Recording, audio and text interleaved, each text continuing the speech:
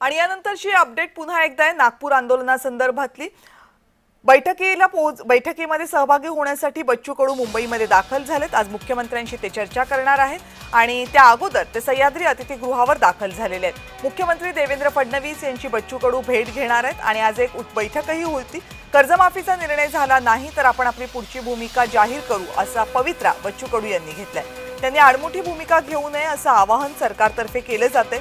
बच्चू कडू हे सह्याद्रीवर दाखल झालेले आहेत। मुख्यमंत्र्यांशी ते इथे चर्चा करणार आहेत। याशिवाय अन्य नेते आणि सरकारी अधिकारी सुद्धा या बैठकीला असतील, कारण 22 मागण्या बच्चू कडू यांनी केल्यात आणि या मागण्या वेगवेगळ्या विभागांशी संबंधित आहेत। त्यामुळे ज्या विभागांशी या मागण्या संबंधित आहेत त्या विभागातल्या अधिकाऱ्यांना या बैठकीसाठी बोलावण्यात आलेलं आहे।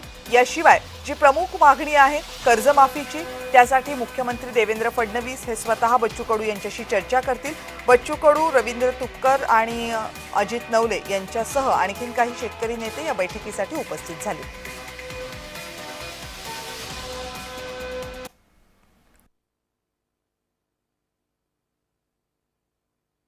मुझे लगता है कि हम बहुत सकारात्मक हिसाब से जा रहे हैं उनके पास। हमें लगता है कि देवाभू इस पर जो किसान पे अभी जो अकाल गिरा है और इसके बारे में बहुत सोचकर आगे कदम डालेंगे। और यहाँ श्रेयवाद नहीं, कोई राजनीति नहीं, ये आशीर्वाद का काम है और उन्होंने लेना चाहिए।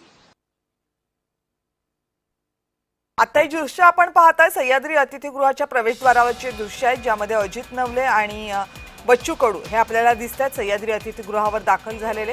आज सकाळी नागपूरमधून बच्चू कडू यांनी मुंबईच्या दिशेने उड्डाण केलं, त्यानंतर मुंबईमध्ये आल्यानंतर ते सह्याद्री अतिथीगृहावर दाखल झालेले। खरं तर या अगोदर सुद्धा म्हणजे बच्चू कडू यांनी आंदोलन सुरू केल्यानंतर लगेचच सरकारने चर्चेची तयारी दर्शवली होती। मुख्यमंत्र्यांच्या उपस्थितीमध्ये एका उच्चस्तरीय बैठकीचे आयोजन मुंबईमध्ये करण्यात आलं होतं।